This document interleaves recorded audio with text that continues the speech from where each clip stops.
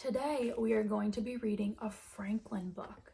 And one thing I want you to be listening for during this Franklin story is the problem and the solution.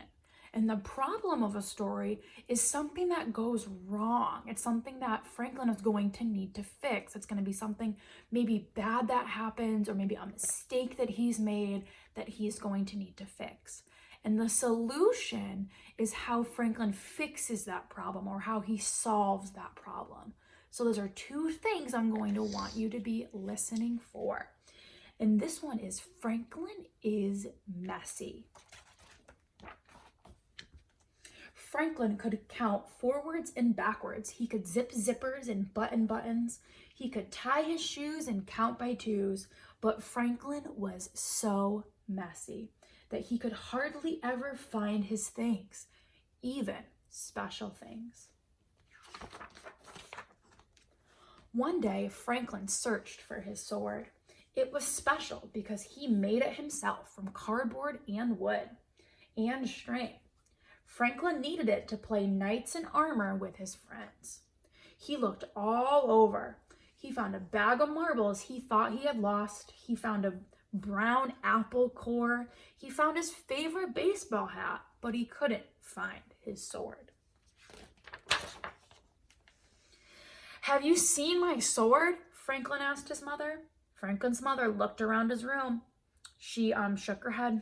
"All I see is a big mess. Please tidy this room before you go out to play." Franklin muttered to himself, why all the fuss about a little mess? He had more important things to worry about. He might miss playing knights with his friends. Franklin hurried. He opened his closet, heaped an armful of books inside. He piled all of his blocks in the middle of his room. He threw his hat in the corner and put the apple core in the drawer. All done, he said to himself. Still, he hadn't found the sword. By the time Franklin reached Bear's house, his friends were already playing knights. Bear slashed the air with his sword. Beaver lunged at dragons. "Hurry, Franklin," shouted Bear. "We need you." "I can't," whispered Franklin. The game stopped. "Why not?" they asked. "I don't have my sword," said Franklin. Bear was disappointed. "But how can we play knights without swords?" he asked. Franklin looked around. He found a stick on the ground. "I'll use this," he said. They fought dragons all afternoon. "Tomorrow," said Franklin, "I will have my own sword. Then we can save Lady Beaver from a fire-breathing dragon. We are courageous, Sir Franklin and Sir Bear." Beaver slapped her tail down hard. "I don't want to be saved. I want to be a brave knight too." "All right," said Franklin. "You can be Sir Lady Beaver. All together we will save the king." "But you'll need your special sword," said Bear. "Of course," said Franklin. When Franklin got home, his father was annoyed. "I found this in your drawer," he said, holding Franklin's apple core. "That's not where it belongs. And I found this hat on the floor. That's not where it belongs either." Franklin threw the apple in the garbage and hung up his hat. Why all the fuss about a little mess? Goose came by looking for a puzzle she had loaned to Franklin. "Can I please have my puzzle back?" she said.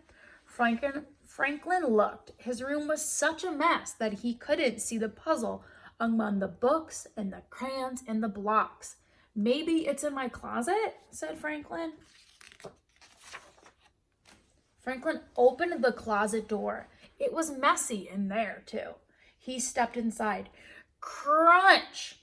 It was a very loud noise. Franklin's parents came rushing in. "Are you all right?" they asked. "I'm all right," said Franklin, "but my sword isn't."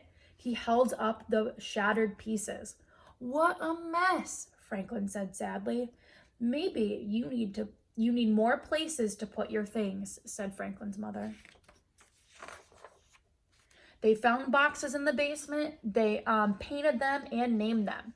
Toy box, puzzle box, costume box, block box. They put the books on the bookshelves, and they put a special hook on the back of the door for a new sword. The tidying up took a long time, but it wasn't so bad because Franklin found lots of things he thought he'd lost. Goose's puzzle, his own favorite purple crayon, and enough cardboard, wood, and string to make a new sword and even a shield.